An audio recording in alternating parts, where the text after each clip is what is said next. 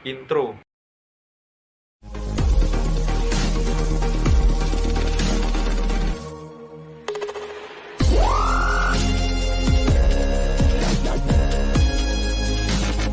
Assalamualaikum warahmatullahi wabarakatuh.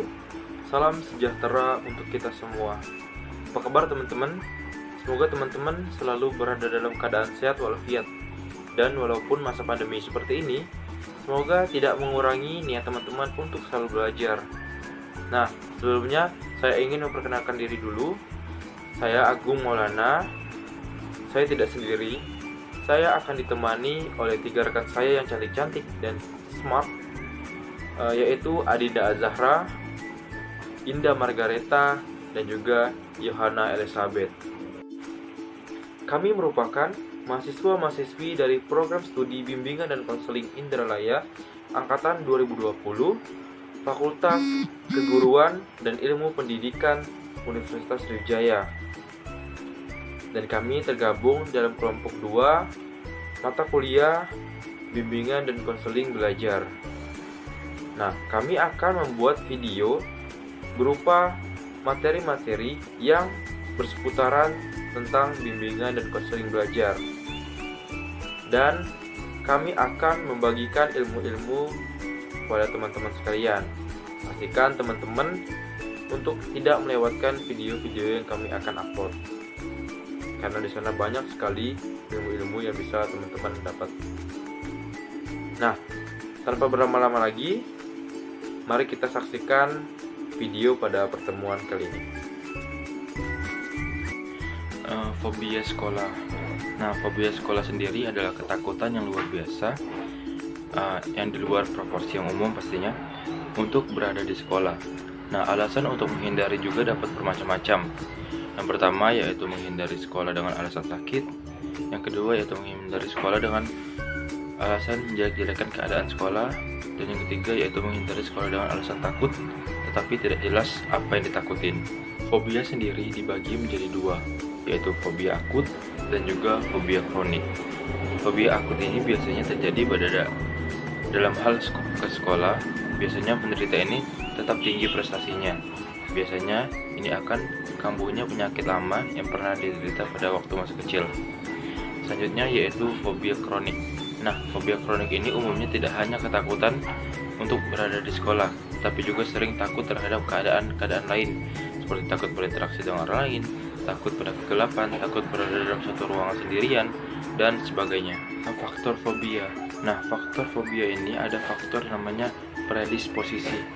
Anak-anak yang berkecenderungan mengalami fobia sekolah biasanya mempunyai latar belakang interaksi keluarga yang kurang sehat.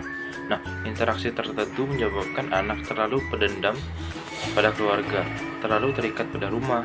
Nah, faktor selanjutnya yaitu faktor presipitasi. Nah, yang biasanya mencetuskan fobia sekolah ialah pengalaman traumatis yang berhubungan dengan meninggalkan rumah atau berhubungan dengan pengalaman pahit di sekolah. Baiklah, saya Dinda Azahra. Di sini saya akan menyampaikan materi tentang kegagalan dalam sekolah. Faktor yang menyebabkan kegagalan dalam sekolah yaitu memiliki keyakinan yang salah, tujuan tidak jelas, tidak yakin berhasil, tidak memiliki strategi dan program belajar yang tepat, tidak melakukan tindakan sesuai program, tidak melakukan evaluasi, menyalahkan orang lain dan mencari alasan, melakukan pembenaran, mudah menyerah, sering menunda, dan terpengaruh pesimisme orang lain. Sebagai guru pembimbing, hendaknya kita memberikan dorongan untuk agar siswa tersebut berkeinginan untuk mencapai dan mengembangkan potensi yang dimilikinya. Perilaku mencontek.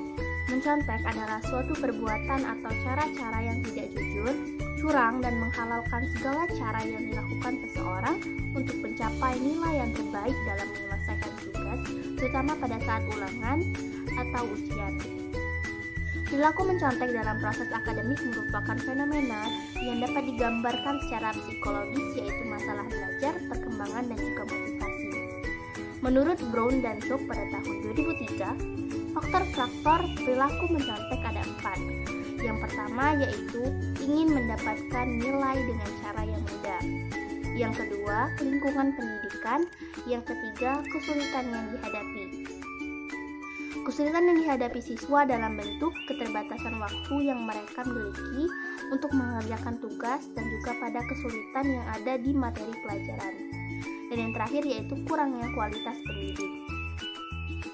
Untuk menanggulangi perilaku mencontek, guru BK dapat menggunakan konseling kognitif perilaku dan juga konseling RIBT berbasis kelompok. Konseling kognitif perilaku. Konseling kognitif perilaku ini digunakan untuk menangani masalah kecemasan pada siswa. Salah satunya kecemasan yang akhirnya menyebabkan siswa mencontek. Konseling kognitif perilaku ini berkaitan dengan kognitif atau pemikiran dan perilaku seseorang dalam kehidupan. Yang kedua tadi yaitu konseling RIBT berbasis kelompok. RIBT ini singkatan dari Rational Emotive Behavior Therapy. Dulu dikenal sebagai RET, Rational Emotive Therapy.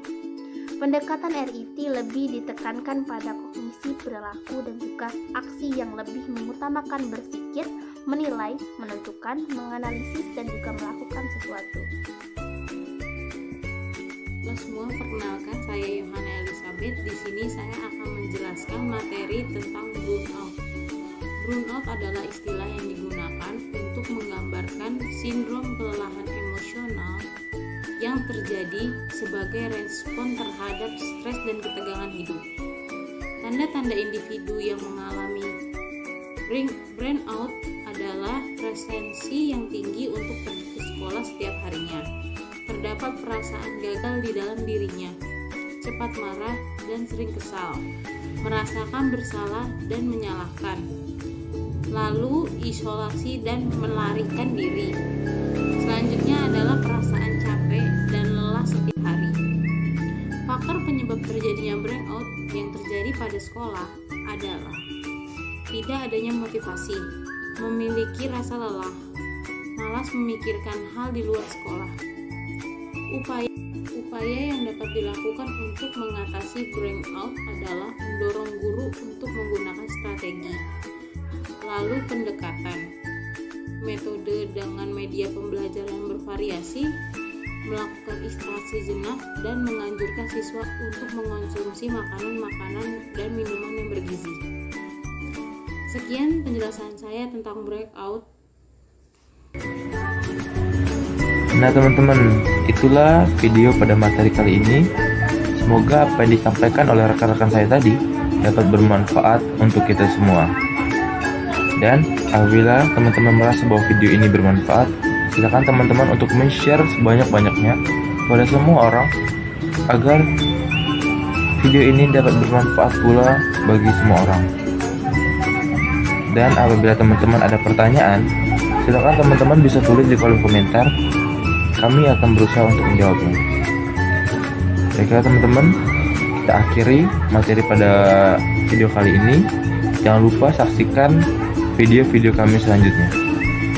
Terima kasih. Jangan lupa belajar hari ini.